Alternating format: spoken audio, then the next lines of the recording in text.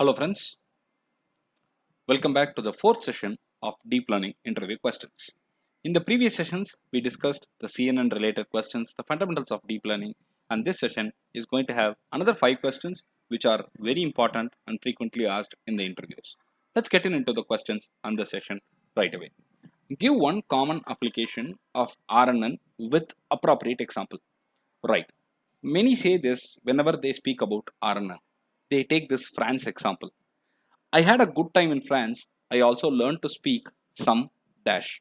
Now, what is that? We need to predict what is the next word going to come there. Since France is there already, since some good time in France is already presented, I need to now understand that the next word could be French.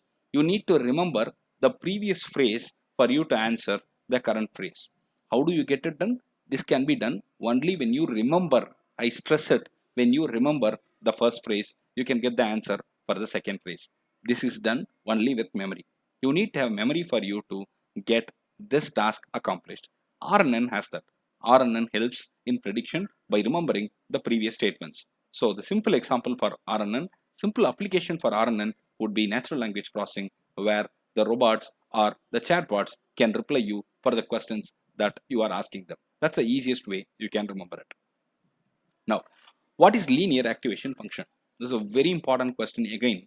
It's a straight line. Remember, it is a straight line. You can see that here. I start it here and I go linear and it's a straight line. And the values will get very large and cannot be confined within specific range. You cannot say that this will start here and this will end here. This will go for a longer range. So the linear function alone doesn't capture the complex patterns, or can say that it is not used frequently as nonlinear functions when it comes to deep learning, because you cannot confine it within a specific region. You cannot have where is the start and where is the end, and you cannot really predict and understand it.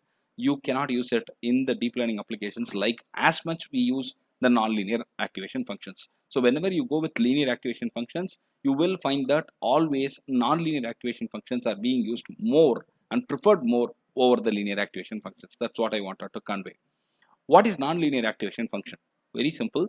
The main aspect of the nonlinear activation function is it being nonlinear.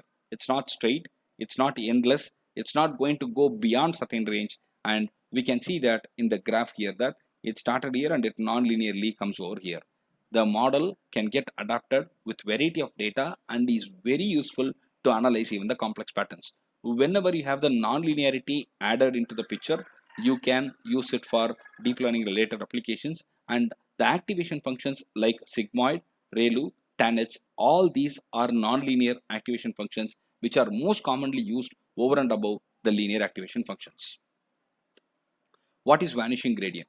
It's very simple. Can you see the railway line here? Here you can see that there are 1, 2, 3, 4, 5, 6, 7, 8 lines are there, which means 4 tracks are there. And while going here, when you go depth, can you see only one point here? Where did the rest of the lines go? That's it.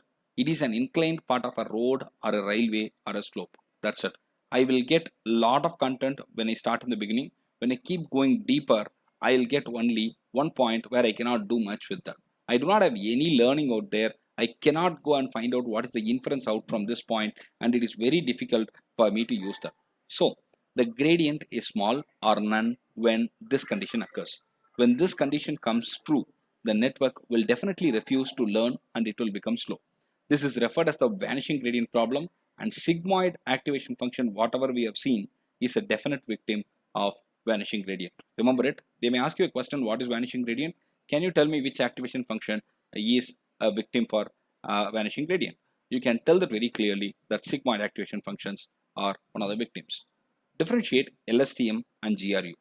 The number of gates in LSTM is 3 and in GRU it is 2.